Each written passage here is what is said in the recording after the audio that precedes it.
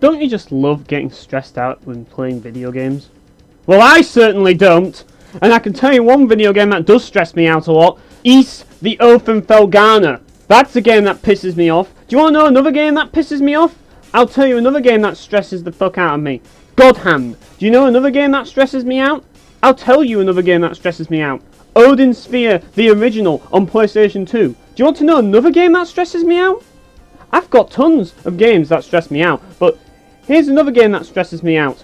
Warcraft 3 Online. Yes, I'm talking about when I'm playing online. And there's another game that stresses me out as well, and that's Space Engineers. Oh god, I don't even know where to begin with that game. That game stresses me out so much. Oh god, and you wouldn't expect it to stress me out, but it does. Because of the way I am. I mean, I'm a creative guy. So when something happens where my creations accidentally disappear, you know what I mean? Like when you lose progress. Oh god, I hate that shit. That shit stresses me out. Like, and just fighting an annoying boss fight, like the boss fights in Ys the Oath and Felghana, that's stressful. But I tell you what is stressful. Playing with a teammate in Warcraft 3, and it's always AWP players, they're always AWP players, who decides to rush and tells you to come with him to attack the enemy in a 2 versus 2, and they rush solo with Blade Master. And they expect you to get an entire army over there when you're human and you only have a few footmen. And the enemy, well, they have tons of units because both of them make units, and he doesn't. He just goes solo with a Blade Master, and he's terrible at using that Blade Master. But you can bet he's going to tell you how to play the game. He's going to say, build this, now build that, produce this units, make sure you make this units, you better make these units, now go over here, attack him, and then cover my back. And then he dies and loses his hero, and he's like, fucking noob, it's your fault, it's your fault that I died there. And it's just like, well, technically, you rushed in solo with a Blade Master against 2 armies, and you didn't win walk, so you died. That's your fault, not mine. Like, but you're gonna blame me, even though I've done everything you've told me to do, and I've gone all the way over there for the suicide plan that you had a great idea of doing, and guess what? We lost the game because you're stupid, and you blame me. But you know why I hate people like that the most? It's not because they're incompetent, it's not because they suck, it's because they distract me. When I'm playing a game, I don't want to have people telling me how to play the game. I'm not the sort of person who enjoys being told what to do. I think we all know that by now. Especially when I'm playing Warcraft 3, when I'm trying to concentrate, because that's a stressful game, period. It just is, because it's an RTS. Real-time strategy, more like real-time stress-inducing, because that's exactly what it is. It's a game that isn't about strategy at all. It's a game about micromanaging faster than the other player. It's a game about understanding all the hotkeys and having amazing muscle memory, like having more muscle memory with those hotkeys than the other player. Now, that's if you're on an advanced level. I mean, I don't really know the hotkeys as well as the pros. I just use the mouse for most of my stuff, and that means that I have very low APM, but I do know some of the hotkeys, and I do use them. Some players don't know the hotkeys at all and use only the mouse, and some players have no clue that they're playing a real-time game, so they just sit in base. Those guys are also stressful to play with, because when you're playing with someone who just sits in their base, like upgrading and teching and then bringing out units into one spot where they just sit there, they're level 1, they're not creeping, the enemy team is creeping, they're like way higher level, and you've been doing all this work only for this guy on your team to hold you back, and all they end up doing in the end is feeding the enemy team experience. So when they come for you, you're going to get your ass handed to you. You are. And this happens all the time. You know, relying on other people is very stressful when you're playing Warcraft 3, but even 1 versus 1 games are very stressful, because when you play 1 versus 1, it's like a duel on the fucking street in the Wild West, where both of these guys are putting their fucking hands near the gun holsters ready to pull the fucking gun out and shoot. You know, it's serious fucking business. These people are fucking good. Like, these people are not fucking terrible players. These are good players. Terrible players do not play 1 versus 1 because terrible players will never win a 1 versus 1 game because they have 0 APM. And I don't really play 1 versus 1 that much because I don't have very good APM either. My APM is shit. I'm terrible at micro. I'm terrible at Warcraft 3, people. I'm not very good at Warcraft 3. If you watch some of the videos on Classic Warcraft, you'll see that I'm terrible at the game. But I play it because, well, it's a guilty pleasure of mine. But the thing about it is it does get very stressful in some matches. Like, anything can make the game stressful. I mean, the paving of Warcraft 3 is stress-inducing as it is, because the units will sometimes take the long way around the building instead of the short way around, where you think, oh, they're just going to go down that little route over there. Oh no, they'll go around. And then there's the possibility of units getting stuck, so you have to, if you're Night Elf, you have to, like, uproot and move. Either that, or you have to destroy your own building because you town portal back to your base, and it warped you in between 2 buildings where you can't escape, and you have to destroy the building, which means you have to rebuild it, which costs resources, which can potentially fuck the entire game. The thing about Warcraft 3, and here's the thing, you can lose the game just from one stupid mistake. It's one of those games where you really just have to maintain that momentum. You have to constantly be maintaining the momentum against the opponent. If you make a mistake, then the opponent will punish you hard. This is the type of game we're talking about. It's like one of those games where you have to give it 100% or don't even bother, you know? Because the other players will take advantage if you don't give it 100%. And I've been in games against players that really do have a lot of skill with the game, and every game it's always the same thing. You see them scouting your base. If you see a scout come to your base in Warcraft 3, then you know you are in for a rough game because they know who you are. They know where you are. You know, they know what race you are, you know what I mean? And, like, when people scout, that's an indicator that they're taking this seriously. I don't usually scout because, one, even if I do know what to do, I mean, sometimes I do scout, but even if I do know what to do, like executing it with an ally isn't usually that easy.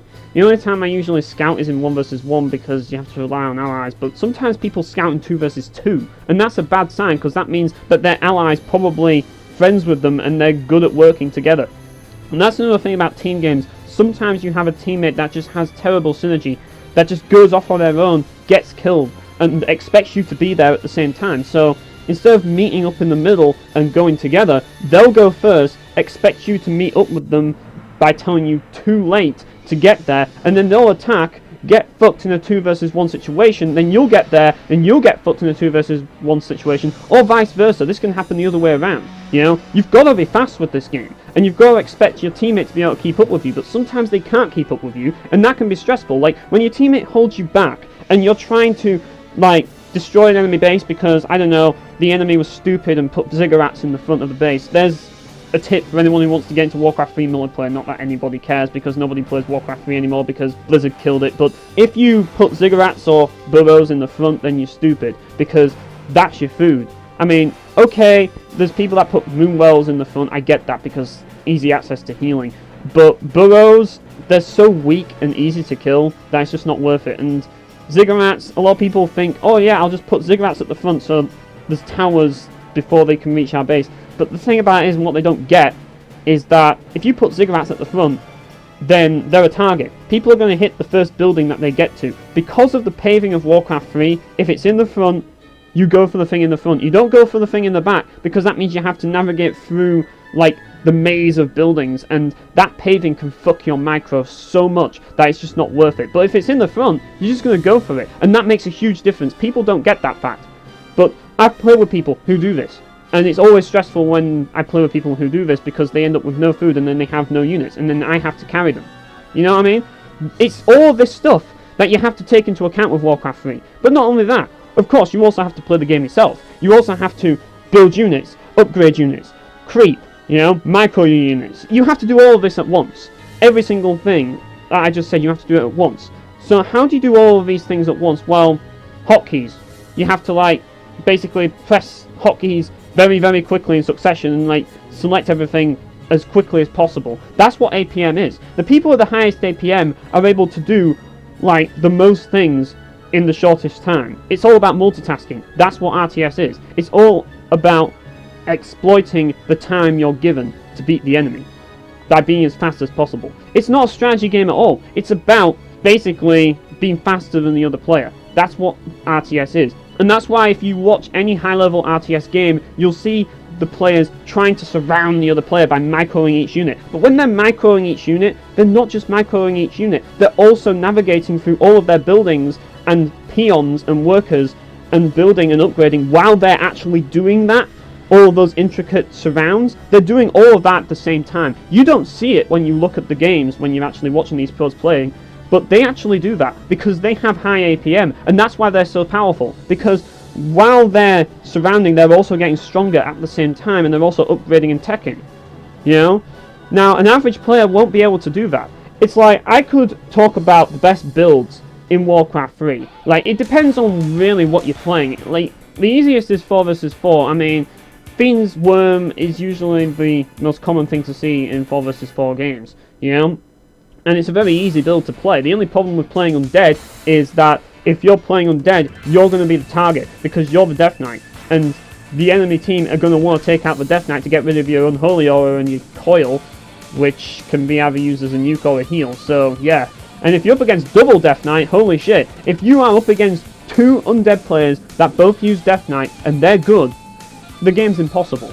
But if you're up against 2 Undead players with double Death Knights and they're bad, the game is possible. You just need to basically be a better team than them. The thing is, though, the same could be said about 2 Demon Hunters. If you're good, then you can have both Demon Hunters mana burn both Death Knights and completely ruin their day. But most players won't do that. Most players won't think to do that. You know, most players don't really know how to play Demon Hunter. I see a lot of people playing Demon Hunter in Warcraft 3 and they don't understand the significance of Demon Hunter. The significance of Demon Hunter is eliminating magic with mana burn. That's the biggest point in Demon Hunter. They're a counter hero. Their job is to counter Blade Masters that try to harass you, and yeah, people don't actually get that. So I've seen people who go Demon Hunter and never use mana burn at all. They just run in and attack. And it's kind of just a waste of a hero. If you're just going to do that, you might as well pick Keeper of the Grove or Priestess of the Moon. Like, Priestess of the Moon is probably the easier of the Night Elf heroes to play, because you just need to right click and it just does it, you know? She's just an auto attacker. I mean, she does have a scout move, but honestly, you're better off not even using it. Like, she's definitely the easiest hero to use in the entire game, without a doubt. But unfortunately, Night Elf are one of the harder races to use, and yeah, a lot of people don't know how to play Night Elf at all. But those that do know how to play Night Elf are a nightmare. You don't want to face a good player who's playing Demon Hunter. You really don't, because they will ruin your day. That's a stressful game right there. When you're playing against a good player, a decent player who's playing Night Elf, that's going to be a rough game. You're going to have a rough time if you're up against them, because they're going to be mana burning you to death. And their freaking Demon Hunter is going to be chasing you down the whole time. And you really just have to get out of the way, because Demon Hunters are all about putting that pressure on. And that's what they do, you know? And some people don't even understand the nature and the flow of a Warcraft 3 game. It's like putting pressure on the enemy is the whole point. It's an aggressive game. Some people just think that you can just play defense all game and just win by doing that. That's not really the best way to do it, and usually that's how you lose games. You've got to be constantly aggressive as often as possible to deal heavy blows to the enemy and keep them occupied. Because aggression is the only way to win. If you let them go too powerful, then they will be able to expand, they will be able to tech, and they will be able to get more powerful units out. And they'll be able to creep the map, but then again, you could argue you can out-creep them, and yeah, that's a possibility. You can get some good items and win by doing that, but that's only recommended if the enemy team is going something like Orc, or something like that. Something with terrible tier 3 units, you know what I mean? But even then, like, it all depends. I mean, it depends on what you're facing. Like, I mean, human late game is really deadly.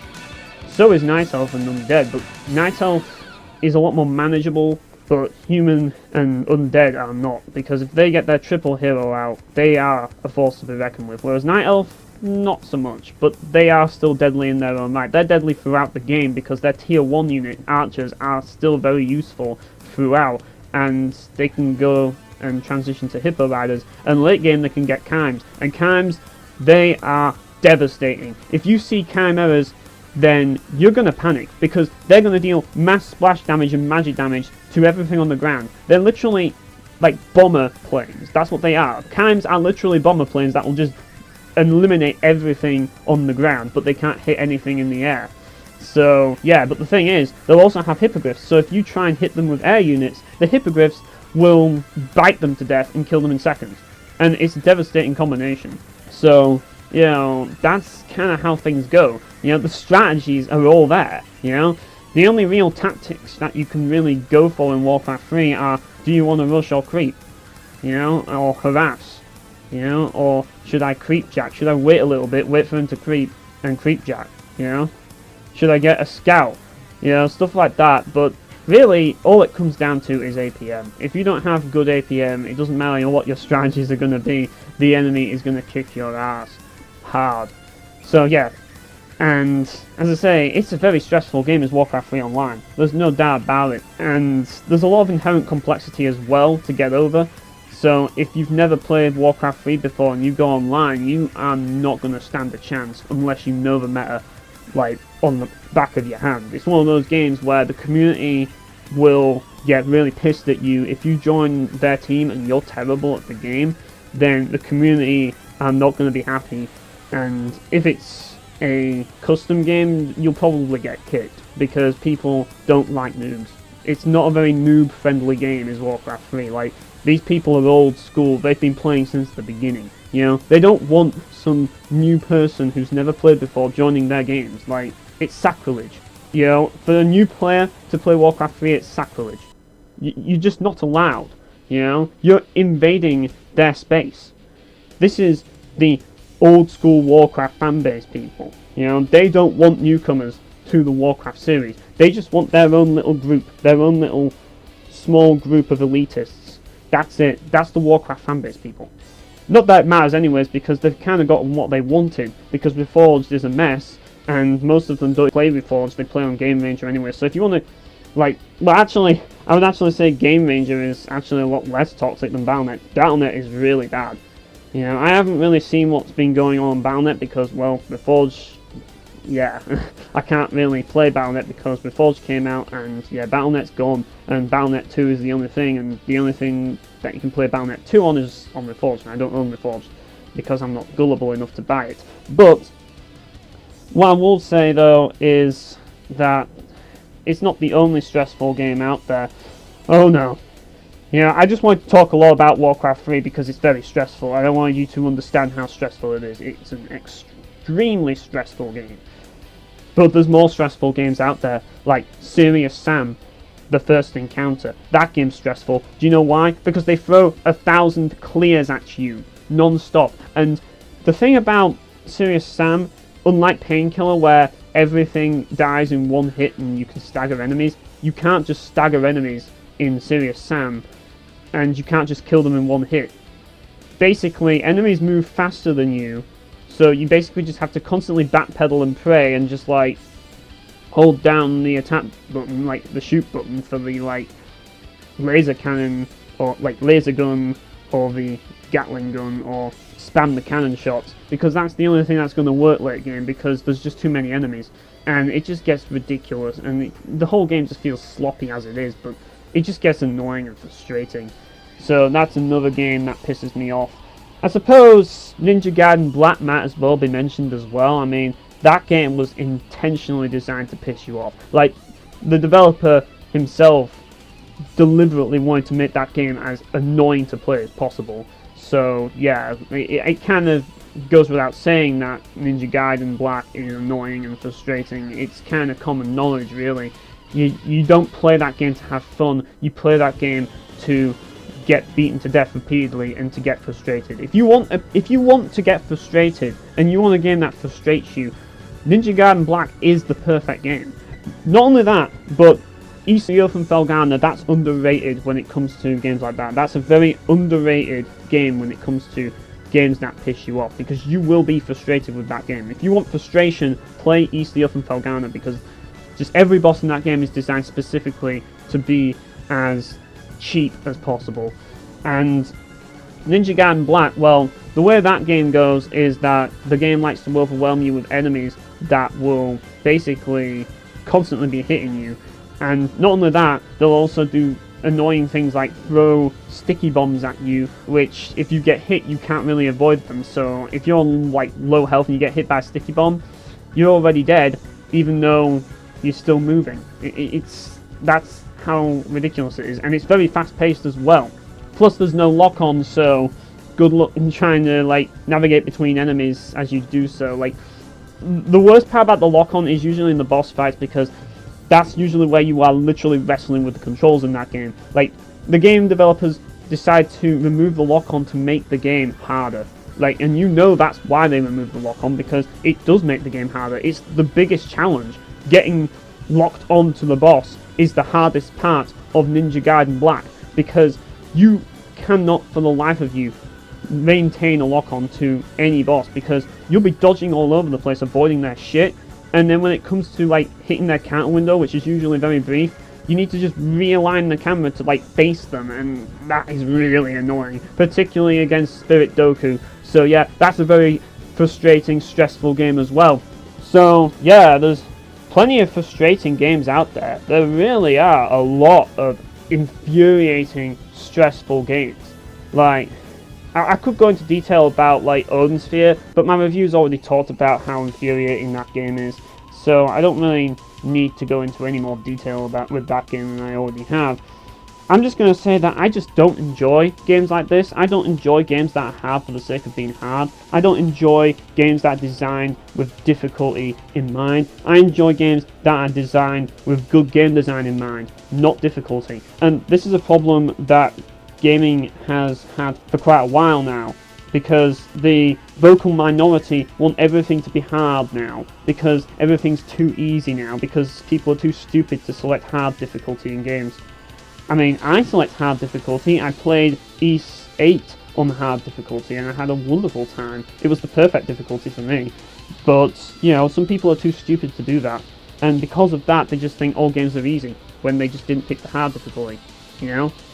And then there's the people who are like, oh yeah, well, hard mode was too easy, you know? I mean, come on, there's people that think Ninja Gaiden Black is too easy. There's people that think God Hand is too easy. Either they're lying out of their ass and just have a huge ego, or they're just crazy people who've played the game so much and have played it for so long, which I can kind of relate, because I'm like this with F-Zero GX, that you've just gotten in tune with the game to the point where nothing feels especially hard anymore. You know, it just feels normal to you. You know, and that's kind of how, like, Master Class difficulty feels to me on F-Zero GX. It just feels normal. But, you know, at the same time, I had to practice the game a lot to get to that point, to where I could play Master Class and feel that that was normal difficulty, you know? So, a lot of people forget that, and I think a lot of people are forgetting that, you know, video games are about having fun, not about being beaten down over and over and over again. And I've always said this, on my first playthrough of a game, I just want to experience the game. I don't want a challenge, I just want an experience. If the experience is fun, then I'll think about a challenge. And that's one thing that I will have to praise about Onimusha, because especially Onimusha 3, that game is fantastic for this, because normal difficulty has a lot of safety nets, but at the same time it's still a game that's brutally difficult, and you can make it harder for yourself if you choose to make it brutally difficult. You know, you just don't take advantage of the safety net features, you don't use the healing items, you don't, you know, do all of that stuff, but they are there for people who want an easier time. If you want a hard time, make a hard time. It's called metagaming, people, you know? A lot of people say that there's no way to make a game difficult. There is. You yourself can make a game hard. Look at Majora T with his free heart run of Legend of Zelda Ocarina of Time. You can do that as well. Like I say, it's called metagaming. So stop complaining that games are too easy, because if they're too easy, make them harder. That's my answer to people like that. But yeah, stop making stressful games, please, people, because I don't need this in my life. You know, I have enough things in my life to get stressed out about as it is, let alone a video game pissing me off. I'm sick and tired of developers making games that just deliberately piss me off. or are deliberately designed to be as frustrating as possible. It's annoying. It's frustrating. Right, obviously, but, you know, it's just not worth my time. I want to move past all this, you know? I'm trying to get through all of these annoying games that I have to play. You know, it's like people want me to play Ninja Gaiden 2. Fuck no, you know? Ninja Gaiden Black was annoying enough. I don't want to even go near Ninja Gaiden 2, you know? But at the same time, it's kind of like, well, I've got to give it a fair shot, and I'm constantly like, part of me is kind of like contesting, like, do I want a really infuriating experience, you know, just for the sake of actually saying that I have experienced something? That's why I went back to play and beat Ys, the Oath from Felghana, on normal difficulty. Yeah, I did it, people. I did it. I fucking beat Oath from Felghana. Like you asked. You all asked for me to go back and buy the game. And you know what I think of it? I think it's shit. I think it's dog shit. Because it is. It's the worst Ys game I've ever played. And it is one of those games that is designed to be as cheap as possible. You know? It's an infuriating ordeal. That's all it was from beginning to end. The final boss, like, not just the final boss, but like, the boss before the boss of the final boss. You know, the boss that you fight just before you enter the final dungeon. That boss is the first boss of the game. But that fight when you fight them again, like, both fights are infuriating, but the second time you fight that boss when you enter the final dungeon is one of the most infuriating boss fights I have ever fought in a video game period, and it is all about luck. And I'll tell you why, because they will summon swords that will hit in multiple directions. The best way to avoid this is to not jump, because if you jump, then you're going to get hit.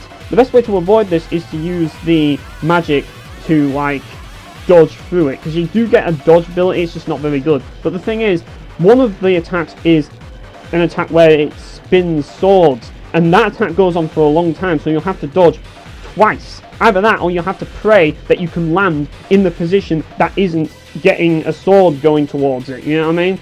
And land not on a sword, but on the ground, you know? That's the problem, you'll land on the swords when you try to dodge them. And then right after that, you have a counter window, but while you've got a counter window, there's enemies that are trying to hit you from different directions.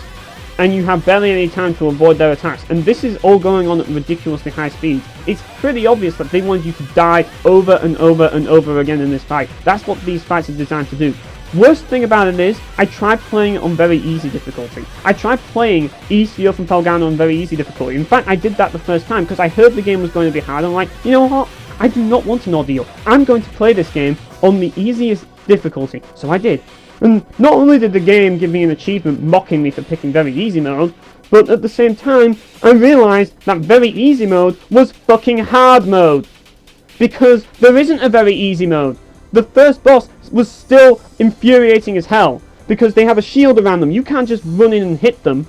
While they're doing that, you have to avoid their projectiles. And those projectiles will likely kill you before you even get a chance to fucking hit them.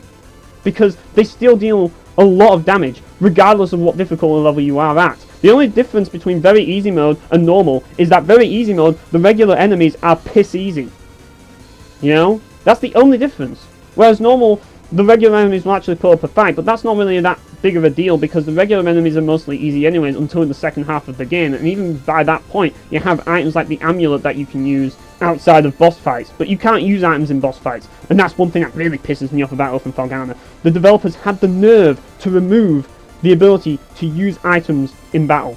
You can't use healing items in battle. In Ys the Ark of Nepishtim you could, that's because it was fair, but you had the option. The game gave you the option, even though you shouldn't really need an option anyways, you just metagame it if you really want to. But the game had an option, Catastrophe Mode, where you heal automatically on pickup, but you don't actually keep the items to use in boss fights. And that's a fantastic addition. The fact that they have that choice, so you can actually choose how difficult you want the experience to be. And there isn't even a very easy or easy difficulty, there's just normal. And I can tell you right now, normal difficulty in Ark of Nepishtim is very easy difficulty in Oath from Felghana, but easier because you have healing items. So yeah, that's basically the gist of it. That's how annoying Oath from Felghana is. That's how stressful it is. It's one of those games where you will die over and over and over and over again because the game tries to be as cheap and as annoying as possible. And honestly, just the way it's designed frustrates me in itself. It's like the game seems to be designed deliberately to piss you off. Even the marketing, you know? When you look at the trailer on the Steam store page, the trailer basically says, no items, no dodge button, no gameplay mechanics, no problem, just get good. That's literally what the trailer says, so it really says a lot about the audience. I mean, getting an achievement which mocks me for picking very easy difficulty kind of sums it up. If a game does that, and the thing is, I'm not offended about the fact that the game mocks me by giving me an achievement that says that I suck. I'm not that bothered about that. What I'm bothered about is the attitude. The fact that the developers actually think that we want this, you know? They think that difficulty is everything. It just says a lot about the game when games give you achievements like that, because it shows you the attitudes of the developers and what they're trying to go for. They're going for a game that's deliberately designed to be hard for the sake of being hard, and it's always the same thing. Look at Ninja Gaiden Black, where Ninja Dog mode takes the piss out of you. You know, fair dues, but the thing about it is that the reason why it takes the piss out of you is because Itagaki wanted to make you suffer. That's the only reason why. He wanted to make a game that was hard for the sake of being hard. That's the only reason why he did that, because he doesn't want people to play an easy version of his game, and he's going to ridicule you for the privilege of playing on easy, you know, which, fine, I don't care about that, but at least make it easy, you know. But that's besides the point, you know. Honestly, normal difficulty should be normal. Why it isn't is beyond me. Why normal difficulty has to be hard, I don't know. Like, this seems to be a trend that games like, you know, Capcom games seem to have started this. I don't know, where every game is harder than they need to be. Like, not all of them, I mean, you know, Onimusha 3 isn't, but Onimusha Dawn of Dreams is a lot harder. And Devil May Cry is notorious for this, as is Chaos Legion, you know? So, yeah, this is an issue, people, because I don't want to play a game where normal difficulty is hard. I want to play a game where normal difficulty is normal, and if you want a harder difficulty, you pick hard. Because that just makes more sense to me. Maybe it's just me, maybe I'm just terrible at video games. But if I'm terrible at video games, then I can tell you right now, for a fact, that most people in the world are terrible at video games. And there's a reason why games are easier now. It's because people don't have as much time as they used to constantly fail over and over and over again, because they've grown up. You know? Games are not just for kids anymore, they're for adults.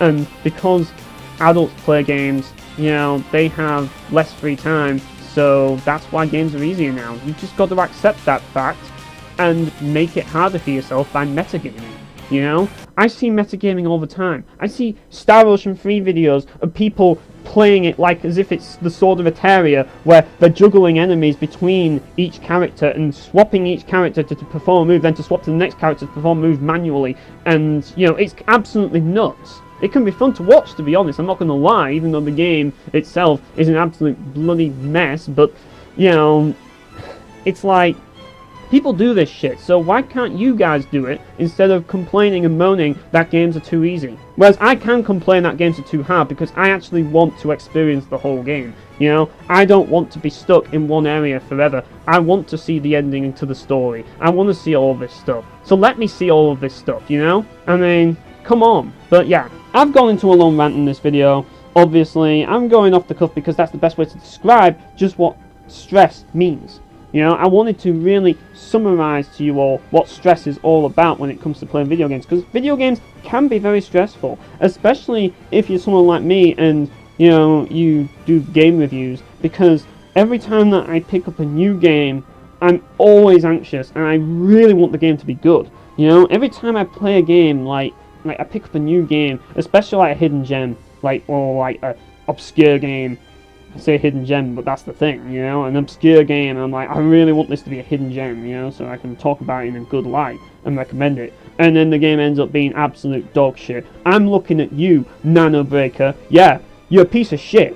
You are one of the worst games I've ever played in my life, you know, but yeah, I suppose that's kind of as a stressful game in a different kind of way, because like that game is stressful for the fact that it exists and the fact that I want to like it but I just can't like it at all, and that's something that really stresses me out, you know, when I really want to like a video game and I can't like it because the mechanics are absolute garbage, you know. Like, that's the thing about the Sword of Eteria. I was begging for something good about the game besides the music. I was begging to say something good about it, like, surely there's just one thing that I really love about this game, but I just couldn't think of it.